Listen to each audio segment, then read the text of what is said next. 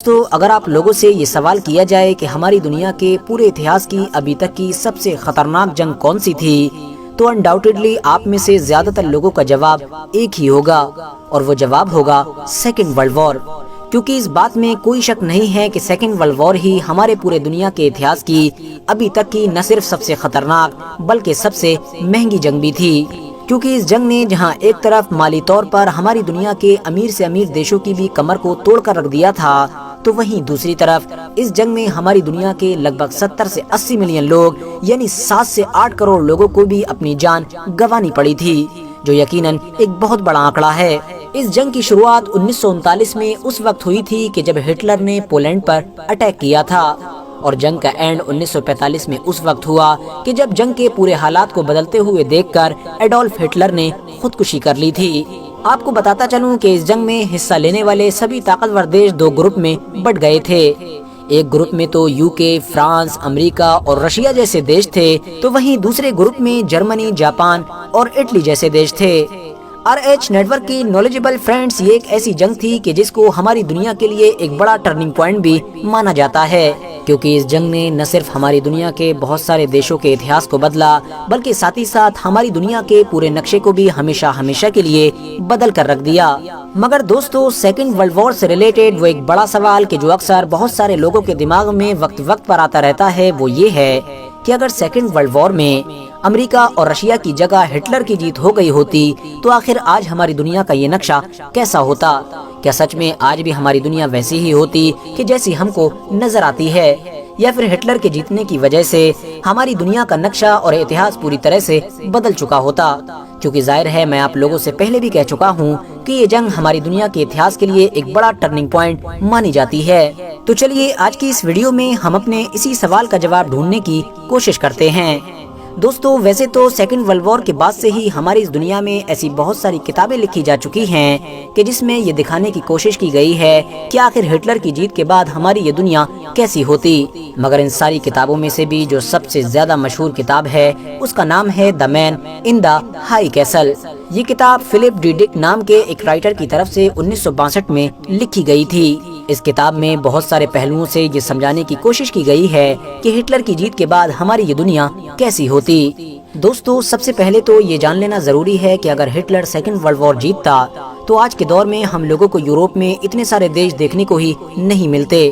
کیونکہ اتنے سارے دیشوں کی جگہ پر ایک ہی دیش ہوتا، اور وہ ہوتا جرمنی۔ اس کے علاوہ جو چھوٹے چھوٹے دیش ہوتے بھی تو ان پر ہر طرح سے ہٹلر کا ہی راج ہوتا، یعنی وہ ہٹلر کے ہی اشاروں پر کام کرتے۔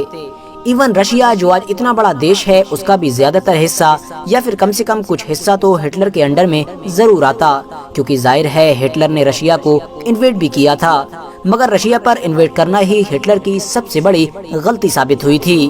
آپ کو بتاتا چلوں کہ سیکنڈ ورلڈ وار جیتنے کی وجہ سے اور دنیا کے زیادہ تر علاقے پر راج قائم ہو جانے کی وجہ سے ہٹلر ہی دنیا کا سب سے بڑا نیتا بھی مانا جاتا۔ اس کی طاقت کے سامنے دنیا کے سبھی نیتا پھیکے پڑ جاتے۔ ہٹلر کے پاس دنیا کی سب سے بڑی فوج، سب سے طاقتور ہتھیار، یہاں تک کہ پرمانو شکتی بھی موجود ہوتی، اور ظاہر ہے اس بات میں بھی کوئی شک نہیں ہے کہ ہٹلر اپنی پوری زندگی میں اگر سب سے زیادہ کسی سے نفرت کیا کرتا تھا تو وہ تھی یہودی قوم۔ یہودی قوم کے بارے میں ہٹلر کا یہ ماننا تھا کہ یہ ایک غدار قوم ہے، ایک ایسی غدار قوم کہ جس کی وجہ سے ہی فرسٹ ورلڈ وار میں جرمنی کی ہار ہوئی تھی۔ یہی وجہ ہے کہ ہٹلر نے پوری دنیا سے یہودیوں کا نام و نشان مٹانے کے لیے ایک مشن بھی چلا رکھا تھا، کیونکہ ہٹلر کا یہ ماننا تھا کہ یہ ایک ایسی قوم ہے کہ جو اچھے انسانوں کے ساتھ رہنے کے لائق ہی نہیں ہے۔ تو ظاہر ہے اگر ہٹلر سیکنڈ ورلڈ وار جیتتا تو یہ رزلٹ یہودیوں کے لیے بہت خطرناک ہوتا۔ آج کے دور میں یوروپ میں تو یہودیوں کا رہنا ناممکن ہوتا ہی،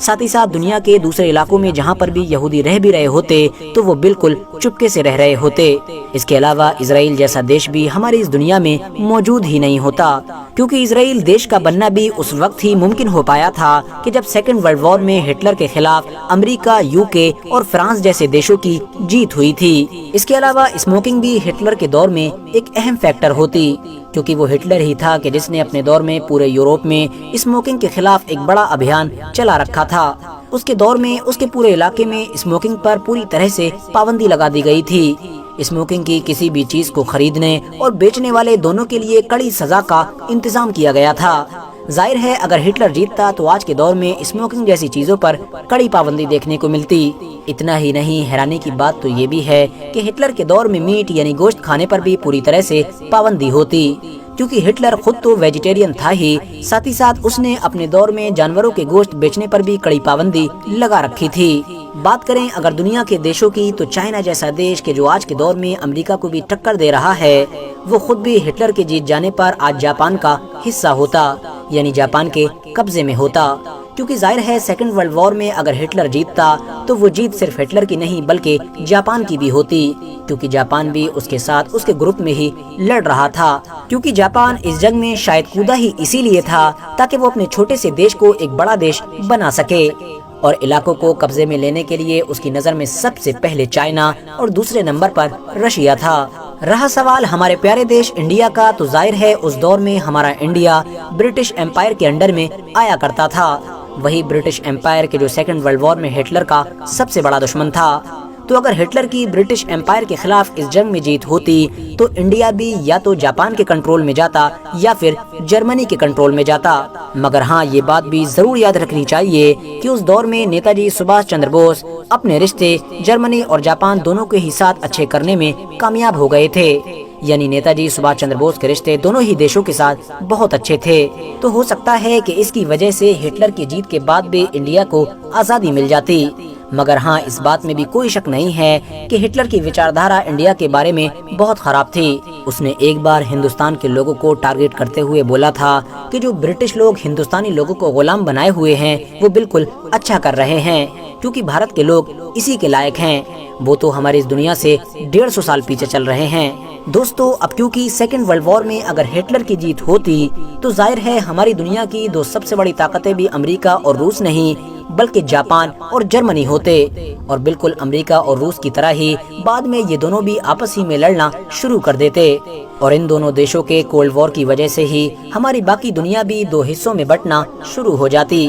فی الحال دوستو ان تمام باتوں کا ریئلٹی سے کوئی لینا دینا نہیں ہے، بلکہ یہ وہ ساری کالپنک چیزیں ہیں کہ جو سیکنڈ ورلڈ وار کے بعد سے لے کر اب تک بہت سارے رائٹرز کی طرف سے اپنی کتابوں میں لکھی گئی ہیں۔ ورنہ رہا سوال ہٹلر کی جیت کا، تو ہٹلر کی جیت کے چانسز تو شروع سے ہی بہت کم نظر آ رہے تھے، بلکہ یہ کہیے کہ جس دن سے ہٹلر نے سیکنڈ ورلڈ وار میں قدم رکھا تھا اسی دن سے یہ کنفرم ہو گیا تھا کہ ہٹلر کبھی بھی اس جنگ کو نہیں جیت پائے گا، کیونکہ ہٹلر نہ صرف آبادی کے معاملے میں اپنے دشمنوں سے پوری طرح سے پچھڑا ہوا تھا بلکہ مالی طور پر بھی حد سے زیادہ پیچھے تھا، جس نے اس کو جنگ میں ہرانے میں ایک بڑا کردار ادا کیا تھا۔ فی الحال دوستو آج کی اپنی ویڈیو کو ہم یہیں پر ختم کرتے ہیں۔ ویڈیو پسند آنے پر نہ صرف ویڈیو کو لائک کریں بلکہ اپنے فرینڈز کے ساتھ بھی ضرور شیئر کریں، اور اسی طرح کی نالجبل اور ہسٹوریکل ویڈیوز ہمیشہ دیکھنے کے لیے ہمارے چینل کو سبسکرائب کر کے ساتھ ہی میں بیل آئیکن کو بھی پریس کر دیں۔